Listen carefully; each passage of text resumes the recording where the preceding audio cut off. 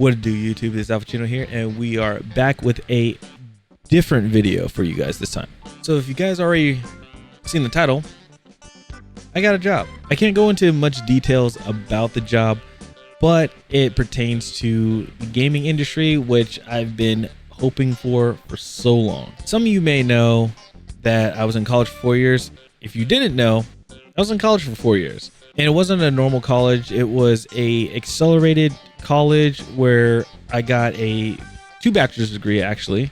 One in game art and then another in game design. The reason why I went for game design was because at the time when I finished my game art degree, I was already trying to apply for jobs and nothing was happening because, you know, the layoffs, studios shutting down, things dramatically changing. And also at the time, nobody was hiring entry-level artists. So I went back in. In February, I graduated, got my game design degree, and started applying for jobs. And what happened here was the typical get rejection letters and emails left and right saying you just weren't the right fit. We're not going to process your application any further. We still have your resume on file. Don't worry, we'll send you emails back. Everything, the works. But I use something called Hitmarker, and it's like a bot that's like a detection for job postings that like just come up. And I so happened to see a position for a QA tester. If you don't know what QA tester is, it's a quality assurance tester where basically you are playtesting a game and finding different bugs, glitches, exploits, and also trying to break the game intentionally. So I was like, why not? Let me go ahead and try to apply for it. You know, I was already down on my luck and everything.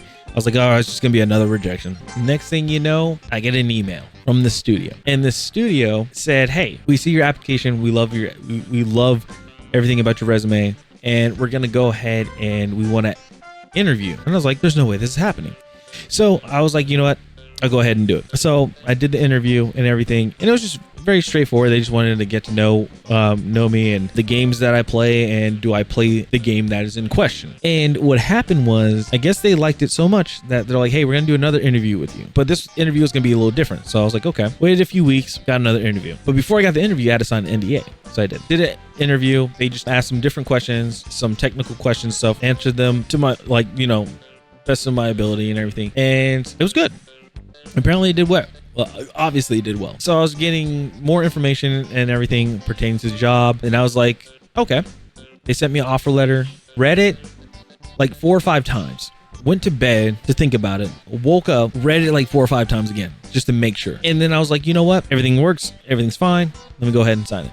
So I did. Next thing I know, I get an email saying, welcome to the team, welcome to the company. I know I'm excited, but I just don't show it. For some reason, like the excitement in my face most of the time, it's just like I am excited about things. It just doesn't show, and I kind of hate that happens. But anyway, got the job and everything, and I'm like super excited. I was talking to my team manager and everything. I can't go into specifics of, you know, who the company is and what game it is as well, just to be on the safe side. I don't want to violate anything. So yeah, I'll be working for a AAA studio. And the cool thing about the job is it's remote, so I don't have to worry about moving to different places and, like, you know, trying to find a new space, even though internet here is kind of bad. And weather here is pretty bad too, just saying. But anyway, it's awesome. The you know, the pros of it, I get to work for a AAA studio. I also get to add it on my resume, and hopefully that feeds into, you know, other jobs in the future. Now, the only downside to this is that, well, I would say a few downsides. Some of the downsides is that it is a like midday to evening job, like the shifts.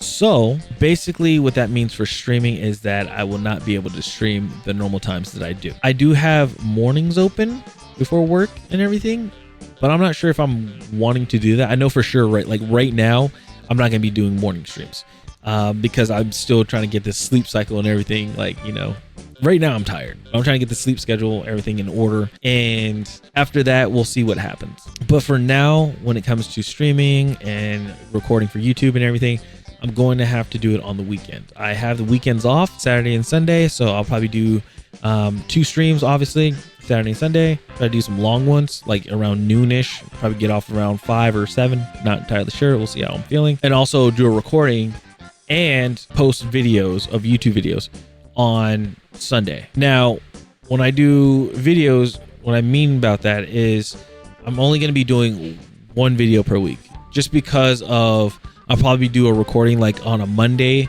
and then like in the mornings before I work, you know, I'll probably work on it a little bit, work on the edits in the thumbnails and stuff a little bit, and then, you know, have it ready to go, have it scheduled so it gets posted on Sunday. I'm not sure exactly what day on Sunday, but like do something like that. I'm not entirely sure. So still trying to figure those things out. I think it's going to be pretty cool.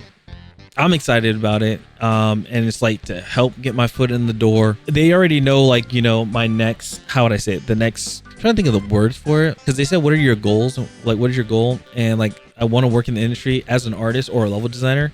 That's like one of the biggest things ever. So I can't wait. Like I said, they loved my resume.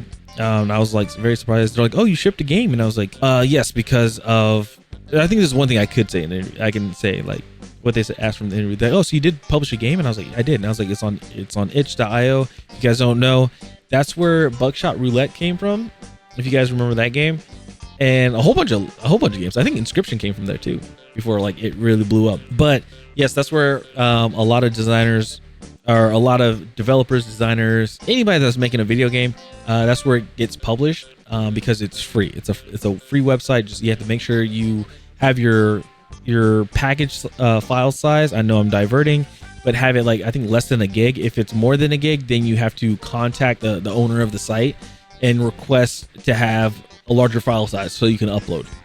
And I think it's really cool. But yeah, there's our game. It's called Dreadful. That's on there. I'll probably have it linked down below, and you guys can check it out. Like I said, it's free to play. You just download it and then play the game, and just let me know what you guys think about the game as well. Now, getting back on track. I just don't know what else to really think about. When I do videos in the future, it's probably going to be talking about job a little bit, and also like, you know, also still playing games, still playing X-Defiant.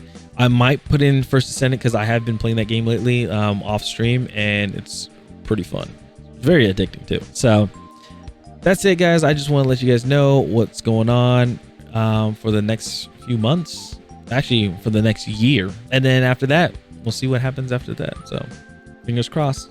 And it's Al Pacino, guys, and I'll see you guys later. All right, peace.